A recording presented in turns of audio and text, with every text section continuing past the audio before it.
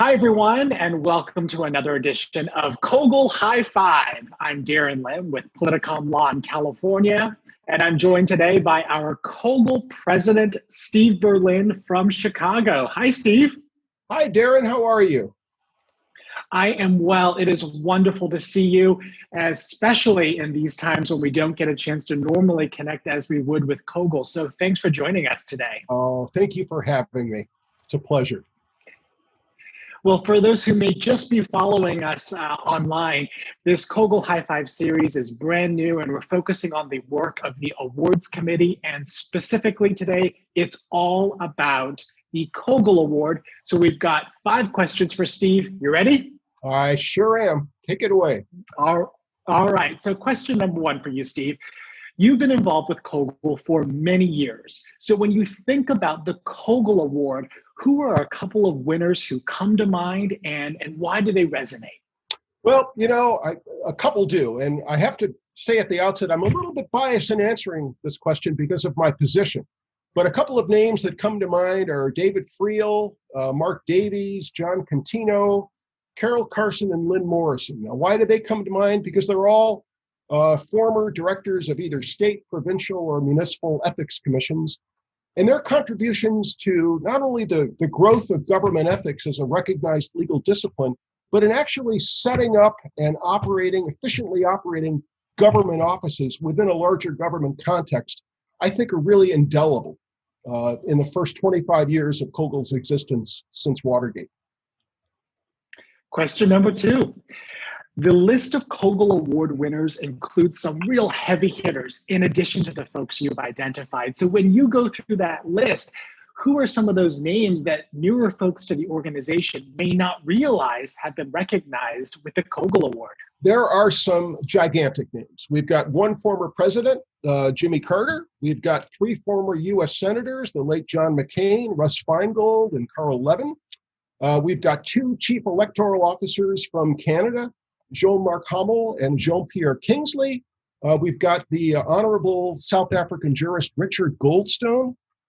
We have Anne Rabel, who's the former FCC chair, as well as people from the not-for-profit community, Fred Wertheimer, formerly affiliated with Common Cause and now Democracy 21, as well as some of the founders in the government ethics area. For example, Bob Stern, who was one of the principal drafters of the California Fair Political Practices Act back in the 1970s.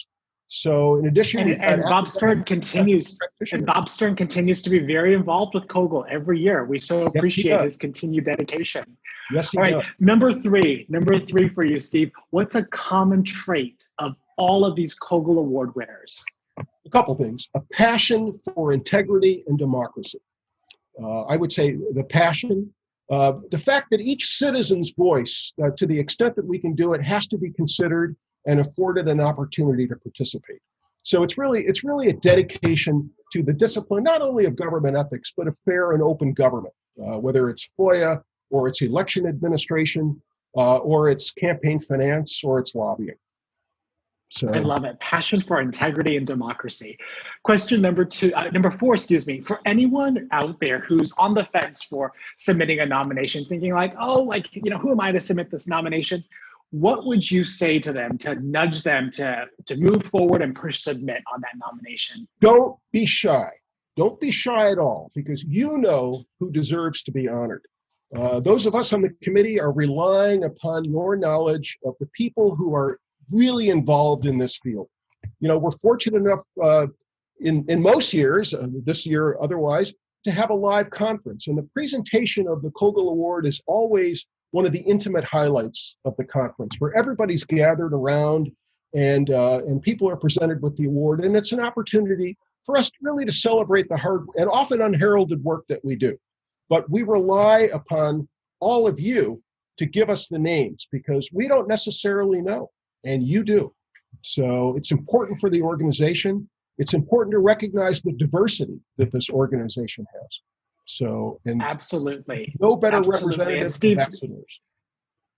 Question number 5 for you, so we can wrap this up. How will the awards be presented this year? It's virtual. What's on deck? Well, I mentioned that about this intimate feeling that we have in person. We're going to try to replicate that in a virtual plenary session.